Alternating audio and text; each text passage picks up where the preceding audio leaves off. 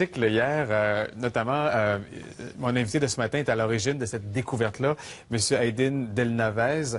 Vous travaillez à l'ETS, l'École des technologies supérieures.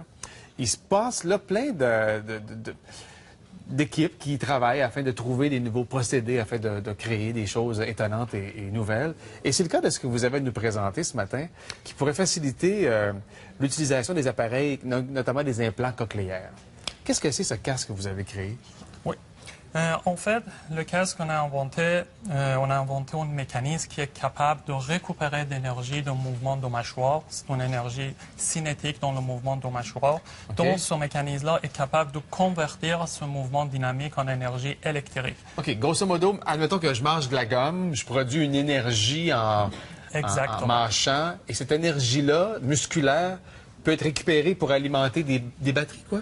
Oui, exactement. En fait, cet appareil-là se compose d'un casque anti-bruit. On peut utiliser n'importe quel casque sécurité, casque militaire, casque de cycliste. Okay. Pour cet appareil-là. J'ai attaché ce casque avec deux bandes élastiques à une couche mèche piézoélectrique.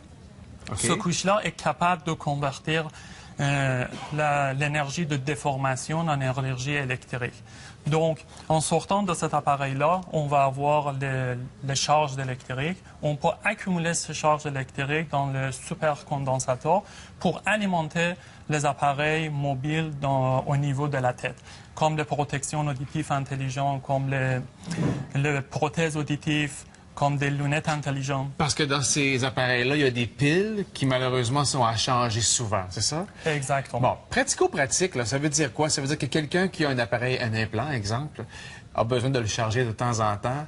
Il porterait ce casque-là quelques heures par jour pour recharger ses batteries, quoi? Oui, exactement. En fait, cet appareil-là est destiné à ceux qui déjà portent des casques, comme les cyclistes écoutant la musique, comme les militaires communiquant avec leur hiérarchie, ou en fait les ouvrières, les travailleurs dans l'environnement bruyant qui portant un casque anti-bruit comme ça. Donc, s'ils travaillent déjà avec un casque et qu'ils ont des problèmes qui nécessitent l'utilisation d'un appareil, la combinaison des deux types de problèmes permettrait d'utiliser cet appareil-là. Oui, exactement. Est-ce que c'est commercialisé? Pas encore?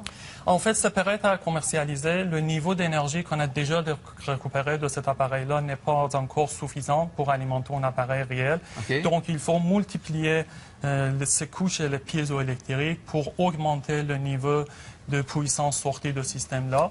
Donc, ça pourrait être à commercialisation. Vous êtes enthousiaste à l'idée que ce produit-là, créé ici à Montréal, pourrait peut-être servir des gens à travers le monde? Oui, c'est certainement comme ça. Je suis très fier d'avoir inventé son appareil comme ça, parce que je pense que ça fait longtemps que les gens s'attendent à ce que les ingénieurs inventent les appareils qui demandent moins d'énergie et avec une source d'énergie qui ne s'épuise jamais. Okay. Une petite question pour vous. Ça se place où, ce bout-là? Sur la mâchoire?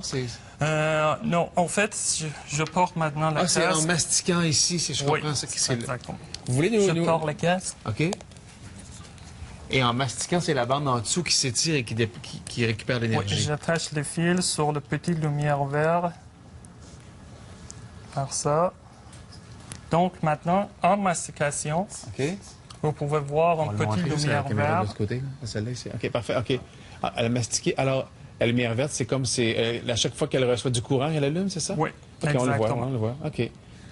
Bien, écoutez, bonne chance dans cette découverte-là et dans le futur de votre casque qui pourrait aider sûrement bien des gens. Merci d'être passé nous voir ce matin. Merci de m'avoir.